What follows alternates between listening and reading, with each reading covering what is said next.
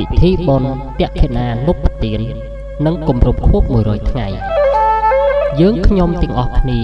ដែលត្រូវជាបងប្អូនបង្កើតប្អូនថ្លៃនិងក្មួយបានព្រួយផ្ដើមប្រារព្ធពិធីបុណ្យតក្កិណានុប្បទាននិងគម្រប់ខួប100ថ្ងៃឧទ្ទិសជូនទាយិកាហឿងស្រីម៉ត់ព្រមទាំងឧទ្ទិសកុសលជូនញាតិគ្រប់ជំនាន់និងញាតិក្នុងសង្សារវត្តផងដែរ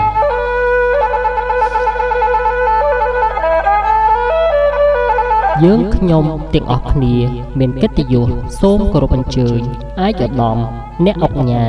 លោកជំទាវលោកស្រីអ្នកនាងកញ្ញាពុទ្ធបរិស័ទនិងញាតិមិត្តជិតឆ្ងាយអញ្ជើញចូលរួមជាភ្ញៀវកិត្តិយសក្នុងកម្មវិធីបុណ្យតក្កិណានុប្បទាននិងគម្រប់ខួប100ថ្ងៃនៃក្រុមគ្រួសារយើងខ្ញុំនិងសូមអនុមោទនាមគ្គផលទៅតាមកម្លាំងសទ្ធាជ្រះថ្លារៀងខ្លួន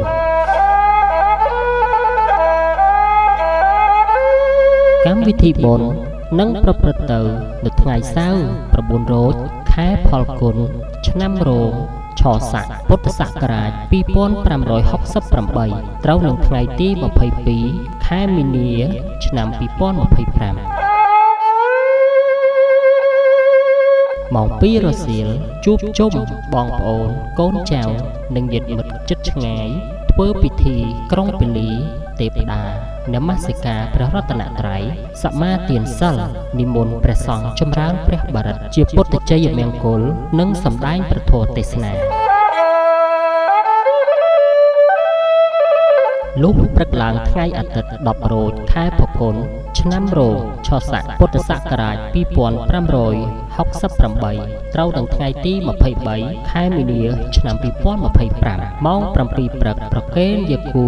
ចំពោះព្រះសង្ឃម៉ោង9ព្រឹកនមស្ការព្រះរតនត្រ័យសមាទានសិលធ្វើពិធីរាប់បាតវេផតាហាប្រគេនទេយវត្ថុដល់ព្រះសង្ឃនិមន្តព្រះសង្ឃស្វាធ្យាយសត្តបករណាភិធម្ម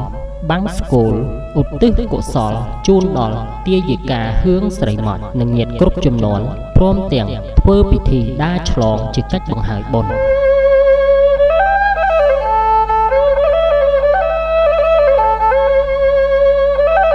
អ្នកផ្ដើមបុណ្យលោកស្រីហឿងរ៉ាន់ព្រមទាំងកូនចៅលោកហឿងពុនលោកនិងលោកស្រីឈៀងឡៃហៀងព្រមទាំងកូនចៅលោកស្រីហឿងច័ន្ទលីនិងលោកឡុងវុតព្រមទាំងកូនចៅលោកស្រីហឿងច័ន្ទឡាយព្រមទាំងកូនចៅលោកស្រីហឿងសុភិបនិងលោកហួរដារិតព្រមទាំងកូនចៅលោកស្រីហឿងម៉ាចព្រមទាំងកូនចៅ